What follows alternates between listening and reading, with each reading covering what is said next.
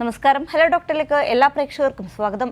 ശ്വാസകോശ അർബുദം എങ്ങനെ നേരത്തെ തിരിച്ചറിഞ്ഞ് ചികിത്സിക്കാം എന്ന വിഷയമാണ് ഹലോ ഡോക്ടറുടെ ഇന്ന് നമ്മൾ സംസാരിക്കുന്നത്.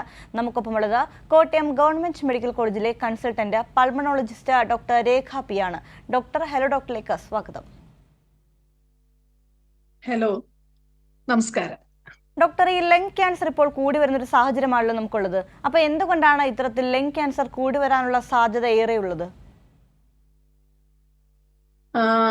ലങ് ക്യാൻസർ അഥവാ ശ്വാസകോശ അർബുദം, എല്ലാ തരം അർബുദങ്ങളും തന്നെ ഇക്കാലത്ത് കൂടി വരികയാണ്. നമ്മുടെ ജീവിതശൈലിയിലും ആഹാരശൈലിയിലും അന്തരീക്ഷങ്ങളിലൊക്കെ ഉള്ള മാറ്റങ്ങളും ആവാം ഇതിനുള്ള പ്രധാന കാരണം. ശ്വാസകോശ അർബുദത്തിന്റെ പ്രത്യേകത എന്തെന്നാൽ അത് ലോകത്തിൽ അർബുദങ്ങളിൽ വെച്ച് ഏറ്റവും മാരകമായതെന്ന് പറയേണ്ടി വരും. കാരണം ഏറ്റവും അധികം ആളുകളെ ബാധിക്കുന്നതും മരണത്തോത് കൂടിയതുമായ ഒരു തരം അർബുദമാണ് ശ്വാസകോശ അർബുദം. ലോകത്താകമാനം ഏതാണ്ട് 2.5 ദശലക്ഷം കേസുകളാണ് എല്ലാ വർഷവും പുതുതായി റിപ്പോർട്ട് ചെയ്യപ്പെടുന്നത്. അതിൽ ഏതാണ്ട് 1.25-2 ദശലക്ഷം ആളുകൾ മരിക്കുകയും ചെയ്യുന്നുണ്ട്.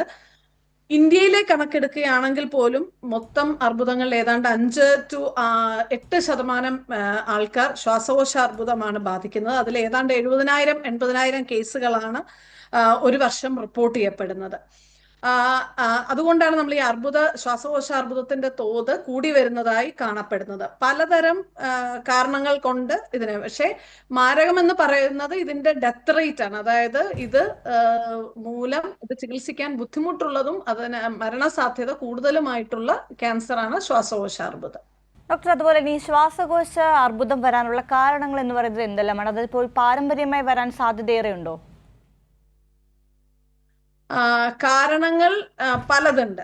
നമ്മൾ പ്രധാനമായിട്ട് പുരുഷ ലിംഗഭേദം എടുത്തു കഴിഞ്ഞാൽ പുരുഷന്മാരിലാണ് ഇത് അധികം കണ്ടുവരുന്നത്. പക്ഷെ സ്ത്രീകളിലും ഈ അടുത്ത കാലത്തായി ഇതിന്റെ എണ്ണം കൂടുതലായി കാണപ്പെടുന്നുണ്ട്. പുകവലി തന്നെയാണ് ശ്വാസകോശാർബുദത്തിന് പ്രധാനം. ശ്വാസകോശം അന്തരീക്ഷത്തിലുള്ള എല്ലാ സാധനങ്ങളും ഏറ്റുവാങ്ങുന്ന ഒരു അവയവമായതുകൊണ്ട് തന്നെ പുകവലിയാണ് ഏറ്റവും പ്രധാനപ്പെട്ട കാരണമായി പറയപ്പെടുന്നത്. പുകവലിക്കാരില് ഈ ശ്വാസകോശാർബുദം ഉണ്ടാകാനുള്ള സാധ്യത വളരെ കൂടുതലാണ്. പക്ഷേ ഇന്ന് പുകവലിക്കാത്തവരിലും ഈ ശ്വാസകോശാർബുദം അവരെയും ബാധിക്കുന്നതായി കണ്ടുവരുന്നു. അപ്പൊ അതിനുള്ള കാരണങ്ങൾ, ഒന്ന്, നമ്മൾ പുകവലിക്കുന്ന ഒരാളുടെ അടുത്തിരുന്നാൽ നമ്മൾ പുക നമ്മൾ ശ്വസിച്ചു കഴിഞ്ഞാൽ അവരിലും അങ്ങനെ ശ്വസിക്കുന്ന സെക്കൻഡ് ഹാൻഡ് സ്മോക്ക് എന്നാണ് പറയുക, അവരിലും ഈ അർബുദ സാധ്യത കൂടുന്നു. അതുപോലെ തന്നെ അന്തരീക്ഷ മലിനീകരണം ഈ ഏതൊരു അർബുദവും പോലെ ശ്വാസകോശ അർബുദത്തിന്റെ തോത് വളരെയധികം കൂട്ടിയിട്ടുണ്ട്. പിന്നെ നമ്മുടെ വ്യവസായങ്ങൾ, അതായത് വ്യവസായ മേഖലയിൽ ജോലി ചെയ്യുന്ന ഇലക്ട്രോണിക് എക്യുപ്മെന്റ്സ്, പിന്നെ ലെതർ, അങ്ങനെ പല പല വ്യാവസായിക മേഖലയിൽ കുറെ മെറ്റൽസുമായിട്ട് കോപ്പർ, നിക്കൽ, ഇങ്ങനെ പല പല ഇതുമായി എക്സ്പോഷർ വരുന്ന ആൾക്കാരിൽ ഈ അർബുദം കാണപ്പെടുന്നുണ്ട്. റാഡോൺ എന്ന് പറയുന്ന ഒരു റേഡിയോ ആക്റ്റീവ് വാതകം ഇപ്പോൾ കൂടുതലായി ചർച്ച ചെയ്യപ്പെടുന്നു. പണ്ട് മൈനിങ് ഇതിലൊക്കെയാണ് കണ്ടപ്പെട്ടിരുന്നത്. പക്ഷെ ഇപ്പോൾ പറയപ്പെടുന്നത് പഴയ ലീക്കുള്ള കെട്ടിടങ്ങളിൽ, അതുപോലെ പുതുതായി പണിയുന്നവരിൽ ഇങ്ങനെയുള്ള ചില അവസ്ഥകളിൽ റാഡോൺ ഗ്യാസിന്റെ അളവ് കൂടി പുറം രാജ്യങ്ങളിൽ ഇതിന്റെ അളവ് അളക്കാനുള്ള ഒരു അപ്പൊ ഇപ്പോൾ ഒരു കൺസേൺ, അതായത് ഇപ്പോൾ റാഡോൺ ഗ്യാസ് ഇപ്പോൾ ഇതിന്റെ ഒരു റിസ്ക് ഫാക്ടറായി പറയപ്പെടുന്നുണ്ട്. ജനിതകമായി പാരമ്പര്യമായി പാരമ്പര്യമുള്ളവരിൽ ഈ ശ്വാസകോശ അർബുദം വരാനുള്ള സാധ്യത കൂടുതലാണ്. അതായത് അർബുദത്തിന്റെ പാരമ്പര്യമുള്ളവരിൽ ഇതുപോലെയുള്ള റിസ്ക് ഫാക്ടേഴ്സ് കൂടി ചേരുമ്പോൾ ഇത് വരാനുള്ള സാധ്യത കൂടുതലായി കാണുന്നു. എന്നിരുന്നാലും അന്തരീക്ഷ കാരണങ്ങൾ, പിന്നെ അതുപോലെ തന്നെ അധികവണ്ണമുള്ളവരിൽ, HIV പോലെ ഇൻഫെക്ഷൻ ഉള്ളവരിലൊക്കെ ഇത് കാണാനുള്ള സാധ്യത, ഇത് ഉണ്ടായി വരാനുള്ള സാധ്യത കൂടുതലാണ്. ശരി ഡോക്ടർ, വ്യക്തമാണ്. ഡോക്ടർ, നമുക്കറിയാം ഇപ്പോൾ കേരളത്തിൽ നിരന്തരം ഈ ശ്വാസകോശ അർബുദ കേസുകൾ വർദ്ധിക്കുന്ന ഒരു സാഹചര്യമാണുള്ളത്. ഇപ്പോൾ ഡോക്ടർ പറഞ്ഞു പുക വലിക്കുന്നവർക്ക് ഇത് വരാനുള്ള സാധ്യത ഏറെയാണെന്ന്. എങ്കിലും മറുഭാഗത്ത് നോക്കുകയാണെങ്കിൽ പുക വലിക്കാത്തവർക്കും ഈ ശ്വാസകോശ അർബുദ രോഗം വരുന്നുണ്ടല്ലോ. അപ്പോൾ എങ്ങനെയാണ് ഇത് വരാതെ നോക്കേണ്ടത്? എന്തെല്ലാം കാര്യങ്ങൾ നമ്മൾ എന്തെല്ലാമാണ് ശ്രദ്ധിക്കേണ്ടത്? ശ്രദ്ധിക്കേണ്ട കാര്യങ്ങൾ ഇത് നമ്മൾ കാരണത്തെ പറ്റി ഏകദേശം ഇത് ഉണ്ടാക്കുന്ന റിസ്ക് ഫാക്ടേഴ്സ് അല്ലെങ്കിൽ ശ്വാസകോശാർബുദം അധികമായി വരാനുള്ള ചില കാരണങ്ങളെ പറ്റി ഡിസ്കസ് ചെയ്തു. അപ്പോ ഇതിൽ നിന്ന് ഒഴിവാകുകയോ അല്ലെങ്കിൽ ഇതിലൊരു നിയന്ത്രണം വരികയാണ്. അപ്പൊ പുകവലി ഇപ്പോൾ പുകവലിക്കാത്തവരിൽ ഇത് കാണുന്നുണ്ടെങ്കിലും ഇപ്പോഴും പുകവലിക്കാരിൽ തന്നെയാണ് ശ്വാസകോശാർബുദം കൂടുതലായി കാണപ്പെടുന്നത്. അപ്പോ പുകവലി നിർത്തുക തന്നെയാണ് ഇതിൽ ഏറ്റവും പ്രധാനപ്പെട്ട മാർഗം. പുകവലി നിർത്തിയാൽ പോലും അതിന്റെ റിസ്ക് ഒരു പുകവലിക്കാത്ത ആളുടെ ഒപ്പം ആകുന്നില്ല. എന്നാൽ പോലും നമ്മൾ പുകവലി നിർത്തുകയാണെങ്കിൽ ഇതിന്റെ വരാനുള്ള ശ്വാസകോശ അർബുദവും അതുപോലുള്ള മറ്റ് അസുഖങ്ങളും വരാനുള്ള റിസ്ക് ഓരോ വർഷമായി കുറഞ്ഞു വരും. പുകവലി നിർത്തുക തന്നെയാണ്, അല്ലെങ്കിൽ പുകവലിക്കാതിരിക്കുകയാണ് ഇത് ശ്വാസകോശാർബുദം വരാതിരിക്കാനുള്ള ഏറ്റവും പ്രധാനപ്പെട്ട മാർഗം. പിന്നെ നമ്മൾ അന്തരീക്ഷ മലിനീകരണ തോത് കുറയ്ക്കാൻ ശ്രമിക്കുക. അതിന് ദേശീയമായി തന്നെ ചില പോളിസികൾ വേണ്ടിവരും. അതുപോലെ തന്നെ വ്യവസായങ്ങൾ ഉണ്ടെങ്കിൽ അതിനടുത്തുനിന്ന് മാറി താമസിക്കുക. നമ്മൾ എക്സ്പോഷർ, അന്തരീക്ഷത്തിലെ കോവിഡ് സമയത്തൊക്കെ നമ്മൾ മാസ്ക് ഉപയോഗിച്ചിരുന്നു. അതുപോലെ ചില കാര്യങ്ങളാണ് അന്തരീക്ഷ മലിനീകരണങ്ങളുടെ അതിന്റെ വിഷത്തോത് നമ്മളിലേക്ക് എത്തുന്നത് കുറച്ചൊക്കെ കുറയ്ക്കാൻ കഴിയും. പിന്നെ പറയുന്നത് നല്ല എക്സസൈസ് ചെയ്യുക, അമിതവണ്ണം ഒഴിവാക്കുക, നല്ല എക്സസൈസ് ചെയ്യുക, നല്ല പച്ചക്കറികൾ, നല്ല ഭക്ഷണം ഉൾപ്പെടുത്തുക, ഇങ്ങനെയുള്ള ഡയറ്റ്, എക്സസൈസ്, ഇതിനെല്ലാം കുറേശ്ശെ റോളുകളുണ്ട്. എന്നിരുന്നാലും പുകവലി നിർമ്മാർജ്ജനം തന്നെയാണ് ഇതിൽ ഏറ്റവും പ്രധാനപ്പെട്ട കാര്യം. ശരി ഡോക്ടർ, അതുപോലെ തന്നെ ഈ രോഗം നമുക്ക് നേരത്തെ തിരിച്ചറിയാതെ പോകുന്ന അവസ്ഥയുണ്ട്. അതായത് ഇപ്പം ഇതിന്റെ രോഗലക്ഷണങ്ങൾ മനസ്സിലാക്കാതെ, അതുപോലെ ഈ വിട്ടുമാറാതെയുള്ള ചുമ, ഇതൊക്കെ ഈ ശ്വാസകോശ അർബുദത്തിന്റെ ലക്ഷണം എന്ന് നമുക്ക് പറയാൻ സാധിക്കുമോ? ശ്വാസകോശാർബുദം ഞാൻ പറഞ്ഞല്ലോ, മരണത്തിന് കാരണമാകുന്ന ക്യാൻസറുകളുടെ കൂട്ടത്തിൽ മരണത്തിന്റെ ലിസ്റ്റ് എടുക്കുകയാണെങ്കിൽ ഏറ്റവും ആദ്യം ലിസ്റ്റിൽ ഏറ്റവും ആദ്യം ലോകത്ത് മുഴുവനും തന്നെ കോസ് ഓഫ് ഡെത്ത് എടുക്കുകയാണെങ്കിൽ ക്യാൻസർ മൂലമുള്ള മരണത്തിൽ ഏറ്റവും ആദ്യം നിൽക്കുന്നത് ലങ് ക്യാൻസർ ആണ്. അതിന്റെ ഏറ്റവും പ്രധാനപ്പെട്ട കാര്യം നമുക്കിത് നേരത്തെ കണ്ടുപിടിക്കാൻ മിക്ക കേസുകളിലും സാധ്യമാകാറില്ല. ഏതാണ്ട് 80-90% കേസുകളിലും നമ്മൾ ഇത് കണ്ടുപിടിക്കുമ്പോഴേക്ക് ലേറ്റ് ആവും. അതായത് ക്യാൻസറിന് സാധാരണ 1 തൊട്ട് 4 വരെ സ്റ്റേജുകൾ, 3-4 സ്റ്റേജുകളിലാണ് നമ്മൾ അധികം ആൾക്കാരിലും ഈ രോഗം കണ്ടെത്തുന്നത്. അപ്പോഴേക്കും ചികിത്സിക്കാനുള്ള ആ ഒരു സമയം വൈകി പോയിട്ടുണ്ടാകും.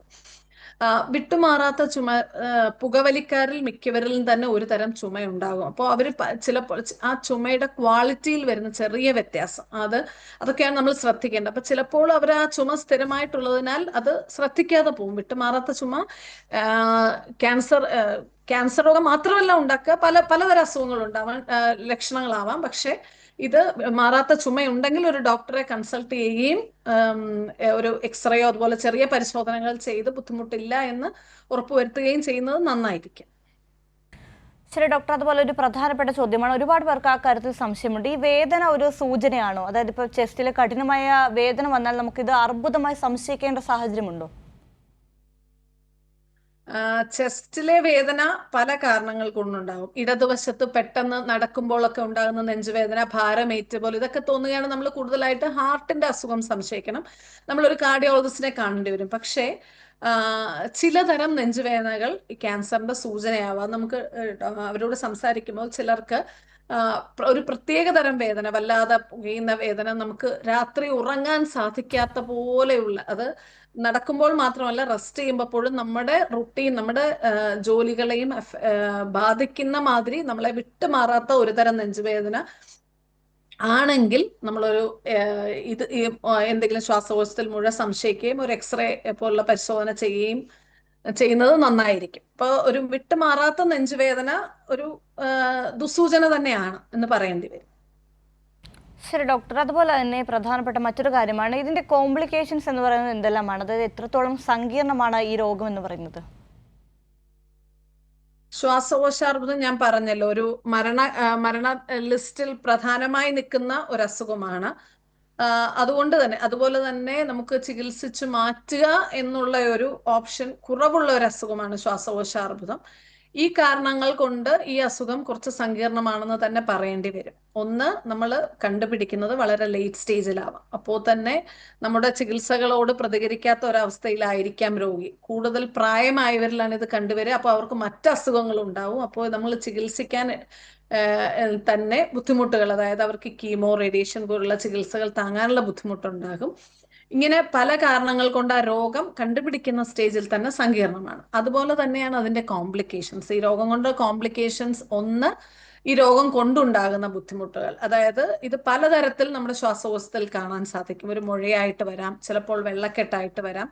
ഇപ്പൊ പറഞ്ഞല്ലോ മാറാത്ത നെഞ്ചുവേദന, അതുപോലെ ഒരു വെള്ളക്കെട്ടായിട്ട് വരികയാണെങ്കിൽ ആൾക്ക് ശ്വാസം മുട്ടലാവും ഉണ്ടാവുക.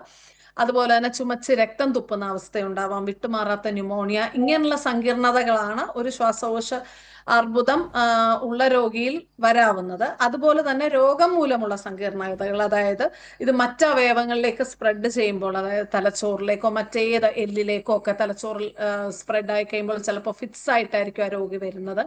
കാലുകളിലേക്കും എല്ലുകളിലേക്കൊക്കെ ബാധിച്ചു കഴിയുമ്പോൾ നട്ടലിനെ ബാധിച്ചാൽ ചിലപ്പോൾ ഒരു തളർച്ചയായിട്ടായിരിക്കും രോഗി വരുന്നത്. കാലിന്റെ എല്ല് പൊട്ടിയിട്ടാവാം. അങ്ങനെയുള്ള മറ്റ് അവയവങ്ങളിലേക്ക് മാറിയിട്ടുള്ള സങ്കീർണതകൾ.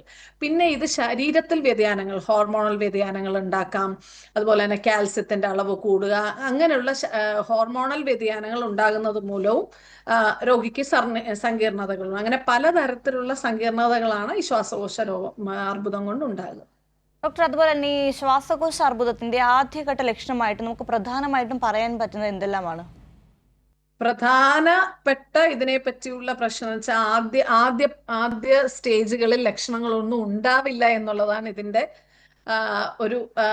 ഒരു പ്രോബ്ലം എന്ന് പറയുന്നത്. അതായത് നമുക്ക് നേരത്തെ കണ്ടെത്താൻ ബുദ്ധിമുട്ടുള്ള ഒരു അസുഖങ്ങളിൽ ഒന്നാണ് ശ്വാസകോശ അർബുദം. ഞാൻ പറഞ്ഞല്ലോ, മിക്കവാറും പുകവലിക്കാരെയാണ് ഈ അസുഖം ബാധിക്കുക.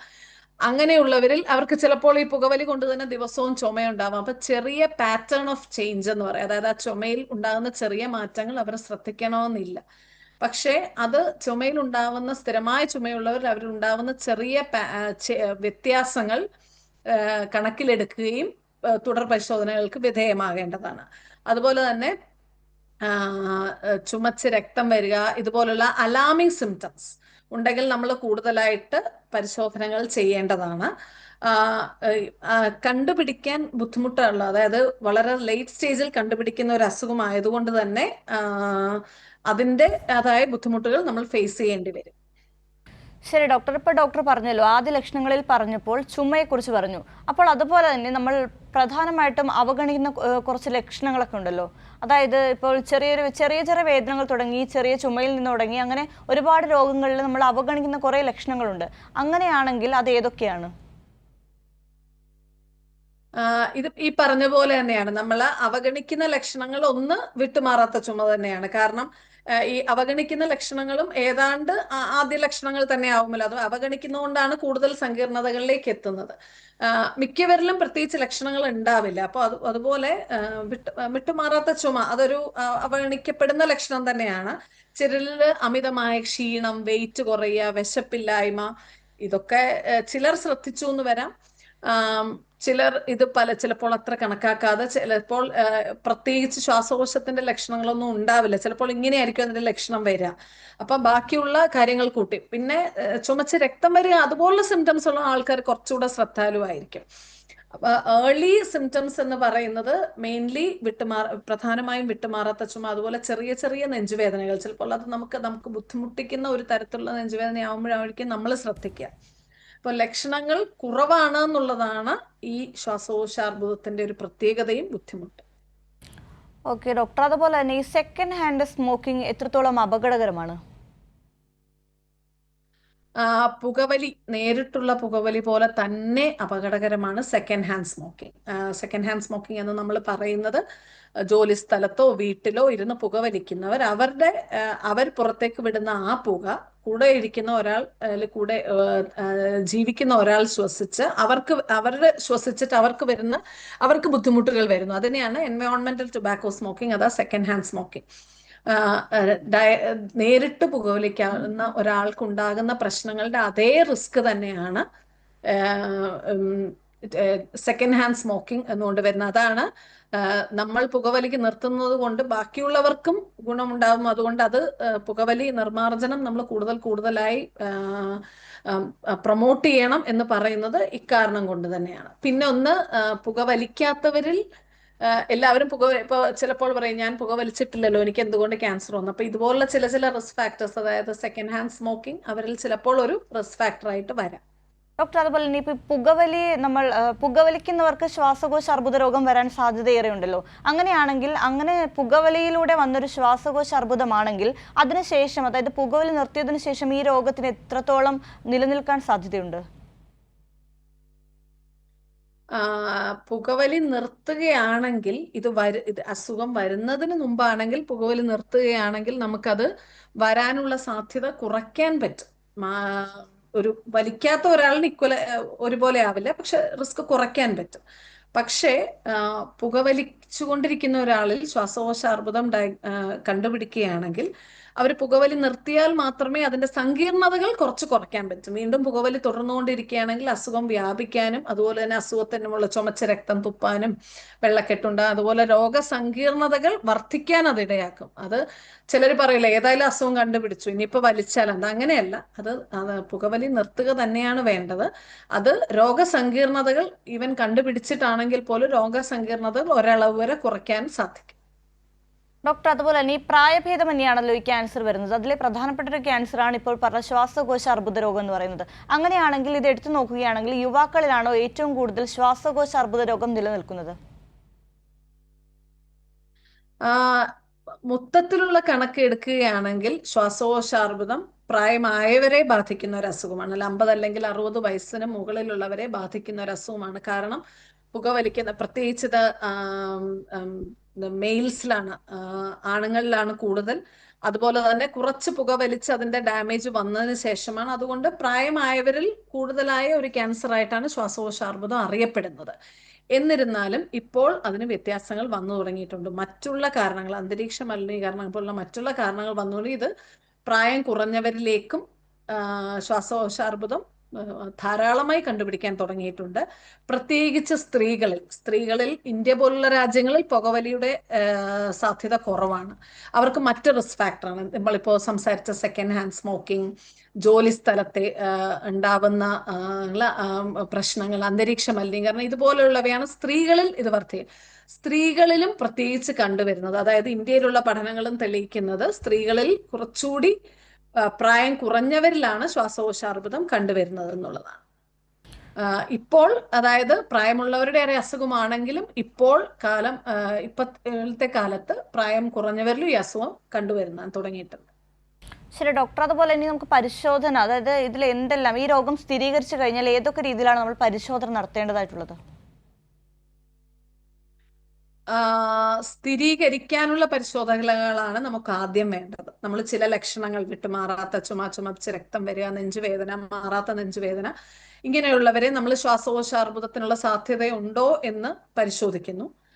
നമ്മൾ രോഗിയെ പരിശോധിക്കുമ്പോൾ ചിലപ്പോൾ നമുക്ക് ചില സൂചനകൾ കിട്ടാം. ആൾക്ക് ഒച്ചയിൽ വ്യത്യാസം വരിക, ഒച്ച അടച്ചു പോവുക, ചില മുഴകൾ ശരീരത്ത് പ്രത്യക്ഷപ്പെടുക, മുഖം വീർത്ത് വരിക, ഇങ്ങനെയുള്ള ചില ലക്ഷണങ്ങൾ കാണുമ്പോൾ നമ്മൾ ശ്വാസകോശാർബുദം സംശയിക്കുന്നു. ഇങ്ങനെയുള്ളവരിൽ ഒരു എക്സ്റേ പരിശോധന നടത്തുകയാണ് ആദ്യം വേണ്ടത്. ചെസ്റ്റിന്റെ എക്സ്റേ എടുത്ത് നോക്കിയാൽ തീരെ ചെറിയ മുഴകൾ നമ്മൾക്ക് മിസ്സാവാം, പക്ഷെ എക്സ്റേ പരിശോധനയോട് കൂടി വളരെയധികം കേസുകൾ നമുക്ക് കണ്ടുപിടിക്കാൻ സാധിക്കും.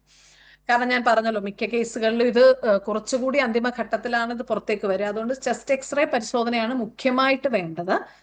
അതിനോടനുബന്ധിച്ച് കൂടുതൽ വ്യക്തത കൈവരുത്താനും ഇത് എത്രമാത്രം പരന്നിട്ടുണ്ടെന്ന് കണ്ടുവെത്താനും ശ്വാസകോശത്തിന്റെ CT സ്കാൻ എടുത്ത് നോക്കാൻ പറ്റും. പിന്നെ നമുക്ക് ബയോപ്സി പരിശോധനയിൽ കൂടെയാണ്, നമുക്ക് എക്സ്റേ കണ്ടുള്ള സംശയം ഉണ്ടെങ്കിലും ബയോപ്സി പരിശോധനകളിൽ കൂടെ മാത്രമേ ഇതിനെ ഉറപ്പാക്കാനും ചികിത്സ നിർണ്ണയിക്കാനും കഴിയുള്ളൂ. അപ്പോൾ ബയോപ്സി പരിശോധനകൾക്കായിട്ട് നമുക്ക് ചില ട്യൂമറുകൾ ശ്വാസനാളത്തിലാണുള്ളതെങ്കിൽ നമുക്ക് ട്യൂബ് കടത്തി ബ്രോങ്കോസ്കോപ്പി പോലെയുള്ള പരിശോധനകൾ, ശ്വാസകോശത്തിന് ഉള്ളിലില്ല പക്ഷെ അതിന്റെ പുറമേ ആണെങ്കിൽ എൻഡോബ്രോങ്കിയൽ അൾട്രാസൗണ്ട് മുതലായ പരിശോധനകൾ ചെയ്യാൻ സാധിക്കും. അല്ല, ഈ മുഴ ശ്വാസകോശത്തിന്റെ ഭിത്തിക്കടുത്താണെങ്കിൽ നമുക്ക് പുറമേ ഉള്ള ബയോപ്സി, അത് അൾട്രാസൗണ്ട് ചെയ്തോ CT സ്കാൻ ചെയ്തോ ഉള്ള ബയോപ്സി പരിശോധനകളിലൂടെ ഈ അസുഖം കണ്ടെത്താനും അത് ഏത് തരമാണെന്ന് കണ്ടെത്തിയാൽ മാത്രമേ അതിന് പറ്റുന്ന ചികിത്സ നിർണ്ണയിക്കാനും കഴിയുകയുള്ളൂ. അത് പലതരം പരിശോധനകൾ നമ്മളുടെ ആളുടെ സ്റ്റേജ് അനുസരിച്ച്, ആളുടെ അവസ്ഥ അനുസരിച്ചാണ് നിർണ്ണയിക്കുക. അപ്പോൾ പ്രധാനമായും ആദ്യം ഒരു ചെസ്റ്റ് എക്സ്റേ എടുത്ത് നോക്കുകയാണ് ചെയ്യേണ്ടത്. അതിനനുസരിച്ച് ബാക്കി പരിശോധനകൾ നമ്മൾ രോഗിയുടെ ആവശ്യമനുസരിച്ചും കണ്ടീഷൻ അനുസരിച്ചും പ്ലാൻ ചെയ്യുകയാണ് ചെയ്യുക. ശ്വാസകോശ അർബുദ രോഗങ്ങളെക്കുറിച്ചും അതിന്റെ ചികിത്സാ മാർഗങ്ങളെക്കുറിച്ചുമാണ് ഹെൽത്ത് ഡോക്ടർ ഇപ്പോൾ സംസാരിച്ചുകൊണ്ടിരിക്കുന്നത്. നമുക്കൊപ്പമുള്ളത് ഡോക്ടർ രേഖ പി ആണ്. ഡോക്ടർ, അതുപോലെ തന്നെ ശ്വാസകോശ അർബുദ രോഗമാണെന്ന് സ്ഥിരീകരിച്ചു കഴിഞ്ഞാൽ നിലവിൽ ഇപ്പോൾ ലഭ്യമായിട്ടുള്ള ചികിത്സാ മാർഗങ്ങൾ എന്തെല്ലാമാണ്?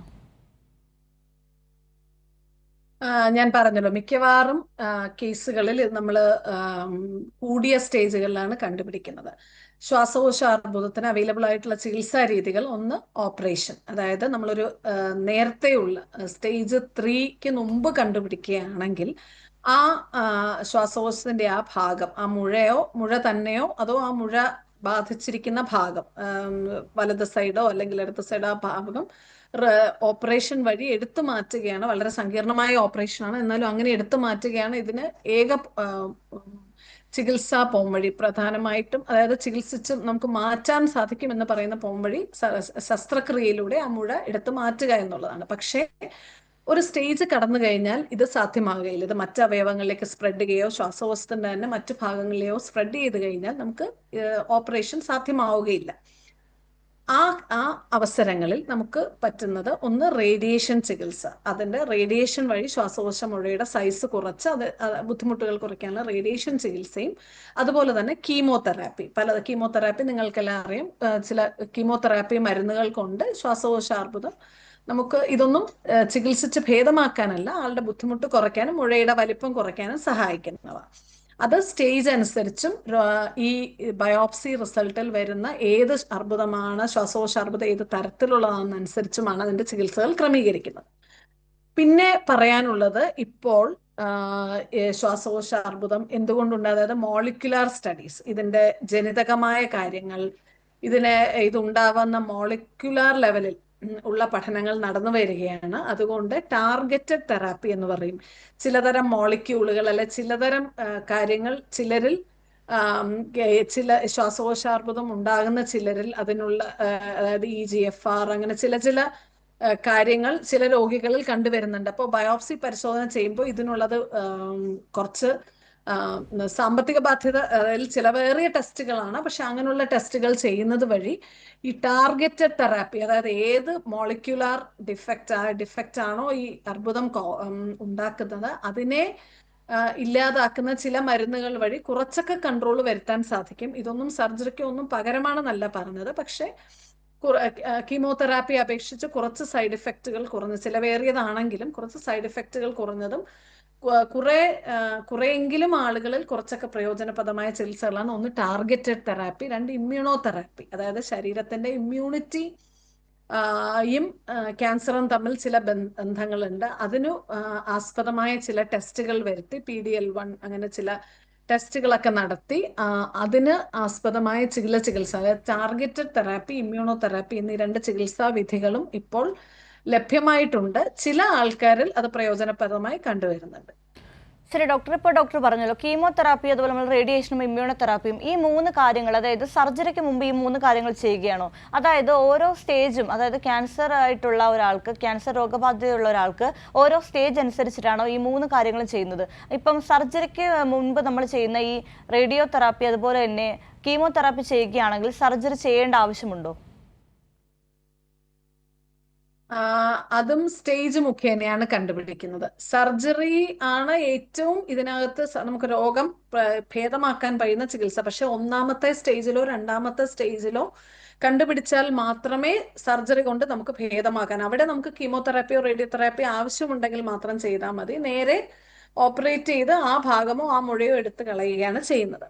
ചില രോഗികളിൽ ഈ വളരെ നേരത്തെയുള്ള സ്റ്റേജുകളിൽ ഈ ഓപ്പറേഷൻ ചെയ്ത് മാറ്റുന്നതുകൊണ്ട് ആ രോഗം കംപ്ലീറ്റ് ആയിട്ട് ഭേദമാക്കാൻ സാധിക്കും. പക്ഷെ നമുക്കറിയാം ശ്വാസകോശാർബുദം പലപ്പോഴും ലേറ്റർ സ്റ്റേജുകളിലാണ് കണ്ടുപിടിക്കുന്നത്.